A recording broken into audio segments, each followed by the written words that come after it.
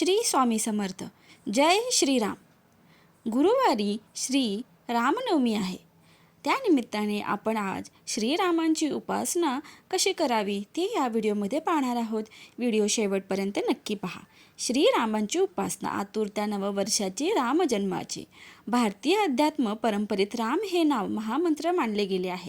भगवान शिव यांच्या मतानुसार राम हे एकच नाम उच्चारले तरी ते विष्णू सहस्त्रनाम यांच्या जपा इतके फलदायी आहे.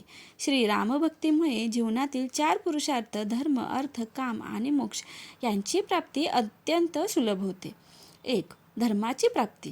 श्रीराम हे विग्रहवान धर्म म्हणजे साक्षात धर्मस्वरूप आहेत. त्यांच्या उपासनेमुळे साधकांच्या अंतःकरणात पुढील परिवर्तन घडते.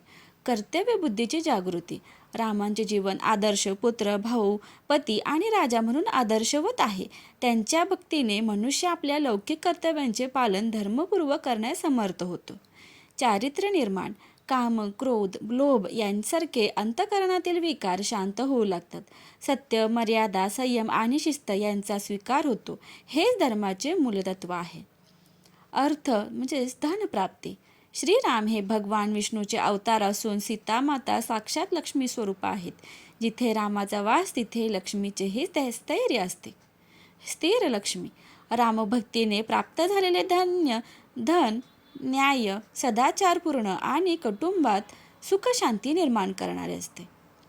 दारिद्र्यनाश. रामचरितमानस मध्ये वर्णन आहे की राम नाम जपाने मानसिक आणि भौतिक दारिद्र्य दूर होते. तसेच हनुमान यांच्या कृपेने अष्टसिद्धी आणि नवनिधींची प्राप्ती होते.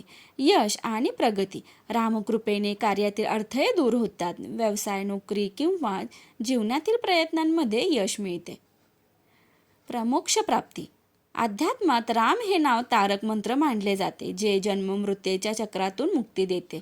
अंतिम गती. भगवान शिव काशीमध्ये मरणासन्न जीवाच्या कानात राम नाम उच्चारतात अशी श्रद्धा आहे, जेणेकरून त्याला मोक्ष प्राप्त व्हावा. मायेतून मुक्ती. रामभक्ती साधकाला मोहमायेच्या बंधनातून वर उचलते. परमपद प्राप्ती. गोस्वामी तुलसीदास म्हणतात, रामभगती बिनु मुक्ती न होई. म्हणजेच रामभक्तीशिवाय परमपद, वैकुंठ किंवा प्रभुचरणी स्थान प्राप्त होत नाही. उपासनेचे सोपे मार्ग. नामजप. राम किंवा जय सियाराम याचा अखंड मानसिक जप करावा. रामायण, रामचरितमानस वाचन, प्रभूंच्या गुणांचे कीर्तन आणि त्यांच्या आदर्शांचे आचरण करावे. शरणागती. प्रभूच माझे रक्षक आहेत हा अखंड विश्वास. श्रीरामांची उपासना ही केवळ कर्मकांड नसून एक जीवन पद्धती आहे. ती मनुष्याला सांसारिक समृद्धी देत असताना श्रेष्ठ आचरणाकडे म्हणजेच धर्माकडे नेते आणि शेवटी ईश्वर स्वरूपात विलीन होण्याचा, मोक्ष देण्याचा मार्ग दाखवते. जय श्रीराम. माहिती आवडल्यास व्हिडिओला लाईक, शेअर आणि सबस्क्राईब करायला विसरू नका. कॉमेंटमध्ये जय श्रीराम लिहायला सुद्धा विसरू नका. धन्यवाद.